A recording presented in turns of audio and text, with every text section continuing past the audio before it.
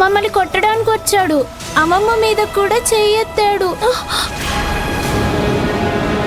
లాస్ట్లో వెళ్తూ వెళ్తూ రాత్రికి ఇక్కడికే వస్తాను, ఇక్కడే తింటాను, ఇక్కడే నిద్రపోతానని ఏదేదో మాట్లాడి వెళ్ళాడక్క.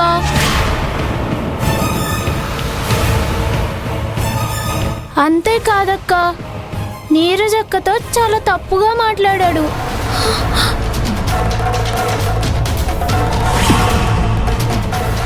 నాకు భయంగా ఉందక్క. విన్నారా అయ్యా, విన్నారా? నిత్య, నువ్వు ఫోన్ స్పీకర్లో పెట్టు.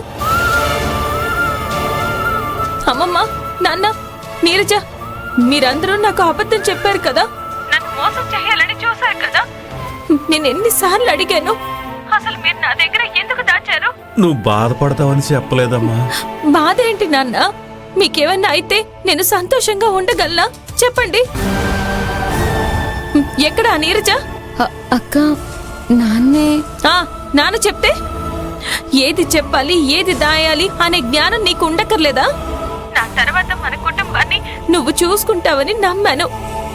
ఆ నమ్మకాన్ని నువ్వు కాపాడుకోవాలి కదా. సారీ అక్క.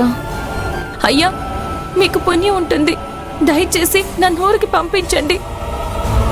వాళ్ళక్కడ ఎలా ఉన్నారో, వాళ్ళకి ఏం జరుగుతుందో అని ప్రతి క్షణం నేను ప్రాణాలు గుప్పెట్లో పెట్టుకుని ఇక్కడ నేను ఉండలేనయ్యా.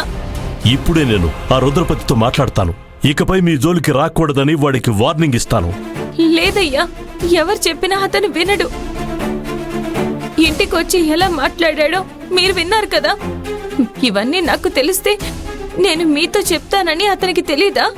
తెలిసే చేశాడు కదా. ఇప్పుడు మీరు చెప్తే మాత్రం వాడు వింటాడా? ఖచ్చితంగా వినడయ్యా.